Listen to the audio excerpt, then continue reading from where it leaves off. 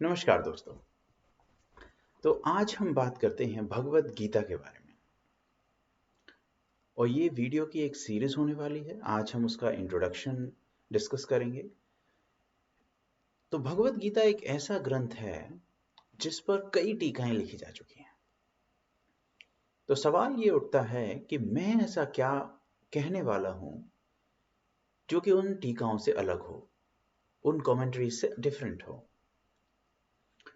तो मेरी समझ भगवत गीता के बारे में एक्चुअली थोड़ी अलग है। भगवत गीता को ब्रॉडली दो तरीके से एक्सप्लेन किया गया है। एक तो ग्रुप वो है जो भगवत गीता को एज अ भक्ति ग्रंथ एक्सप्लेन करते हैं, और दूसरा ग्रुप वो है जो कि भगवत गीता को as a text book universities में पढ़ाते हैं। मैंने भगवत गीता को दोनों तरीके से पढ़ने और समझने की कोशिश की है, और मेरी समझ इन दोनों से थोड़ी भिन्न विकसित हुई है। तो किसी भी ग्रंथ को समझने से पहले उसके बैकग्राउंड को, उसके एक हिस्टोरिकल पर्सपेक्टिव को समझना बहुत जरूरी होता है। So I'm sure most of you would know the historical background of Bhagavad Gita, but for those of you who do not know, उनके लिए थोड़ा सा बैकग्राउंड समझते हैं। तो भगवद गीता महाभारत का पार्ट है। महाभारत कजिन्स के बीच की लड़ाई है।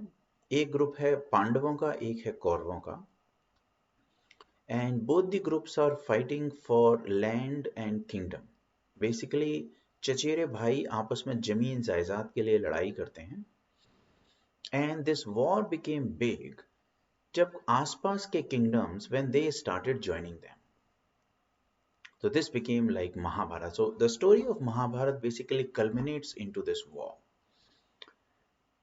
इस वॉर में श्री कृष्ण की खास भूमिका है। Shri Krishna is not directly participating into the war, but he is acting as a charioteer. वो एक सारथी की भूमिका निभाते हैं। अर्जुन के सारथी हैं, अर्जुन जो कि पांडवों में से एक हैं। तो when the war is about to begin, उस टाइम पे अर्जुन, हम देखेंगे जब एक एक श्लोक को डिस्कस करते हैं, हम उसमें देखेंगे कि अर्जुन श्री कृष्ण से कहते हैं कि हे श्री कृष्ण, आप मेरे इस रथ को दोनों सेनाओं के बीच में लेकर चलिए, and I want to take a look at both the armies. Krishna ऐसा करते हैं, कृष्ण सारथी हैं, वो ऐसा करते हैं, रथ को बीच में लेके जाते हैं।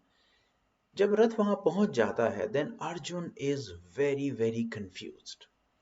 अपनी सेना को तो वो देखता ही है, जब दूसरी सेना को देखता है, कौरवों की सेना को देखता है, तो उसमें वो अपने सारे सगे संबंधियों को खड़ा पाता है। उसमें बहुत सारे लोग ऐसे होते हैं जिनकी गोद में वो खेला है। So he is not able to bear that pain and he becomes very confused. उसके हाथ से उसका धनुष छूट जाता है, और तब वो कृष्ण से कहता है कि आई कैन नॉट फाइट। उसके बाद जब कृष्ण अर्जुन से जो भी वचन कहते हैं, वो भगवत गीता हमारे सामने है। अब ये वचन हमारे सामने आए कैसे? जब महाभारत का वॉर हो रहा था, तभी वॉर हो रहा था कुरुक्षेत्र में। एक जगह का नाम है कुरुक्षेत्र, हरियाणा में है, प्रेजेंट हरियाणा। कुरुक्षेत्र से दूर हस्तिनापुर राज्य में धृतराष्ट्र, जो कि कौरवों के पिता हैं, धृतराष्ट्र और संजय, ये दोनों वहां बैठे हैं। संजय एक बहुत ही अद्भुत व्यक्ति हैं, बहुत ही विशिष्ट व्यक्ति हैं संजय। संजय के अंदर दूर घटती हुई घटनाओं को देखने की क्षमता है। तो संजय इस सारे जो अर्जुन और कृष्ण के बीच में जो बातचीत हो रही है उसको देख पाते हैं, उसको सुन पाते हैं, और वो सारा वार्तालाप वो धृतराष्ट्र से कहते हैं।